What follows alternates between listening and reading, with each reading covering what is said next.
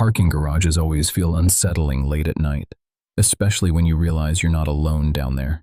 Story 1.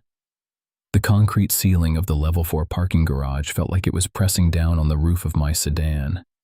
It was 2:15 a.m. and the silence was heavy, broken only by the rhythmic tick-tick-tick of my engine cooling down. My keys felt slippery in my palm. The fluorescent lights overhead buzzed with a dying yellow flicker, casting long, bruised shadows between the rows of parked cars. I hated this garage. It was a labyrinth of gray pillars and blind corners, designed for efficiency, but feeling increasingly like a trap.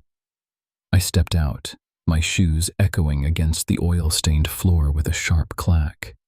I stopped. I waited.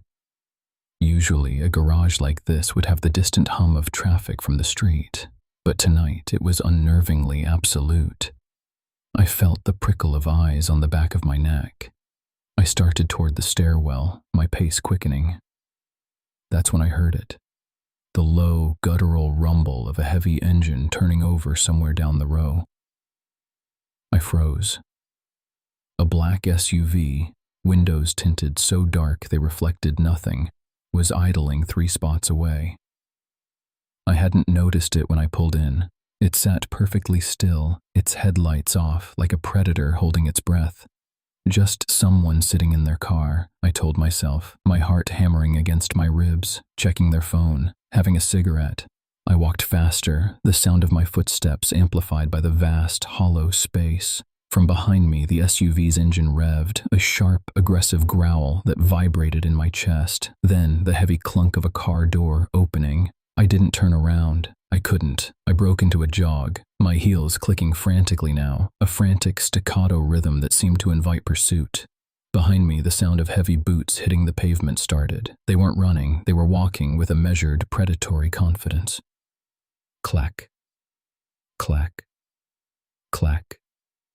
The rhythm matched my own, then surged forward, closing the distance. I reached the stairwell door and shoved it open. The heavy steel groaned on its hinges. I scrambled inside, fumbling for the push bar to lock it, but the door stayed open just an inch, caught by a boot. The silence that followed was worse than the chase. Through the narrow gap, I saw nothing but the dark, empty space of the garage. Yet the atmosphere felt thick, as if someone were standing right on the other side of the metal, waiting for me to breathe. Then, a voice, hollow, flat, and entirely devoid of inflection, drifted through the crack. "You forgot your lights, didn't you?" I looked down at my own car, still sitting in the distance. The headlights were off. I hadn't turned them on. The handle began to turn, slowly, testing the lock. I backed away, realizing with a cold, paralyzing certainty that I was never alone in the garage. I was just the only one making noise. Story 2. The hum of the fluorescent lights was the only thing keeping the silence from becoming absolute. It was a buzzing, insectile drone that seemed to drill directly into my temples. 3 levels underground, the air in the garage tasted of stale exhaust and damp concrete. I'd worked a double shift, and my heels clicked against the pavement with a rhythmic sharpness that sounded, to my frayed nerves, like footsteps trailing me. I stopped. The echoes didn't. They bounced off the low-slung pillars for half a second longer than I did, a phantom mimicry that made the hair on my neck prickle. My car was tucked into a corner spot, wedged between a concrete pillar and a large, rusted cargo van. The van's rear windows were covered in dark, opaque plastic, masking whatever might be inside. As I approached, I noticed the van's front driver's side tire was flat, slumped against the grit like a dying animal. I fumbled for my keys, my thumb trembling as I pressed the unlock button. The chirping sound of the car's alarm was startlingly loud in the cavernous space. I didn't wait for the lights to fade. I climbed in, slammed the door, and locked it before taking a breath. Then I saw it. In the rearview mirror, the van, parked just a few feet behind me, didn't look empty. Through the gap between the headrests, I caught a sliver of motion.